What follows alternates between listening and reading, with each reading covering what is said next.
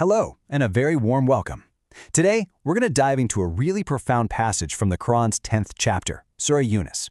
It tells two powerful stories, one about a ship caught in a storm, and the other about a harvest that's here one moment and gone the next. They're designed to reveal something deep and timeless about us, about how we handle hardship, gratitude, and faith. So let's start this journey together.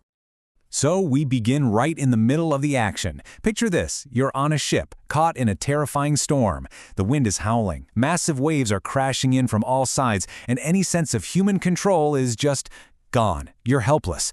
And in that moment of absolute desperation, something incredibly raw and pure emerges, a sincere prayer to God, a promise to be deeply, truly thankful if only you're saved from this. But, that intense moment of clarity out on the stormy sea, well, that's just the beginning of the story. The passage uses this whole scene to point out a fundamental pattern in our behavior, this powerful cycle where we feel totally dependent when we're in danger, but then kind of quickly forget all about it once we're safe. And here you can see that contradiction laid out so clearly. I mean, just look at the difference. On the left, when you're in danger, it's all sincere prayer, promises of thankfulness, a feeling of absolute dependence. But then, look at the right side. Once you're rescued and safe on the shore, the passage says there's this immediate return to injustice, arrogance, and a kind of spiritual amnesia. That deep, sincere devotion, it can vanish in a heartbeat.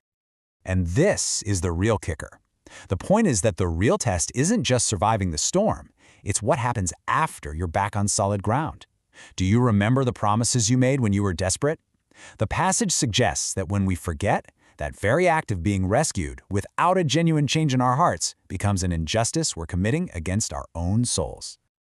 Okay, so the imagery is about to do a complete 180. We move from the chaotic, wide-open ocean to the firm, familiar earth right under our feet. Here, the passage gives us another powerful parable to help us understand the nature of this worldly life itself. And this parable shows a really similar cycle, just this time on land. It starts with life-giving rain, right? And the earth just explodes into this lush, beautiful landscape. It gets so magnificent, so stable-looking, that people start to think, yeah, we've got this. We have total control over it. But then, suddenly, whether by night or by day, a divine command comes, and in an instant, that vibrant, flourishing field is wiped clean, as if all its incredible beauty had never even been there. Now, this isn't meant to be depressing or anything. It's actually an invitation for us to stop and reflect. It's a lesson in humility, a reminder that the beautiful things we build and our sense of control over them are, well, they're temporary. They're signs meant to point us toward a reality that's much greater and much more permanent.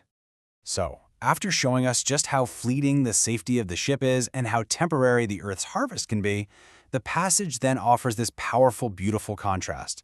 It pivots from the temporary world to a divine invitation, an invitation to something eternal and true. And this is what God is inviting humanity toward. Dar as-Salam, the home of peace. You can think of it as the spiritual antidote to those earlier parables.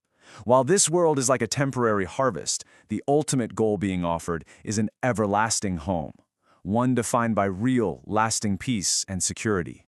And for those who actually accept this invitation, who try to do good, the reward is described in such a beautiful way. It's not just about getting what you've earned. It's the best reward plus extra. It's about dignity, faces that have no darkness, no humiliation. And it's about permanence and eternal existence in that home of peace. So, this entire spiritual journey we've been on, from the stormy sea to the safe shore, from the flourishing field to the barren harvest, and from this temporary world to the eternal home of peace, it all leads to one final, unavoidable destination. And the passage wraps up with this very clear, very sobering reminder of ultimate accountability. A day is coming when all the distractions, all the illusions of this world just fall away. And on that day, every single soul will come face to face with the reality of its own actions, the good and the bad. This verse really drives home that theme of moral cause and effect. Our choices matter. They have real, lasting consequences. And just like goodness is met with abundance, wrongdoing is met with a just and fair recompense. And on that day, unlike on that stormy sea, there's no one to protect you from the results of your own actions. So after walking us through this whole map of the human condition, our forgetfulness, the world's fleeting beauty, the divine invitation, and the final reckoning, the passage doesn't end with a command. It leaves us with this gentle but incredibly profound question to carry with us, a personal invitation to reflect on this one final thought. After all of this, what do you think of the Lord of the worlds?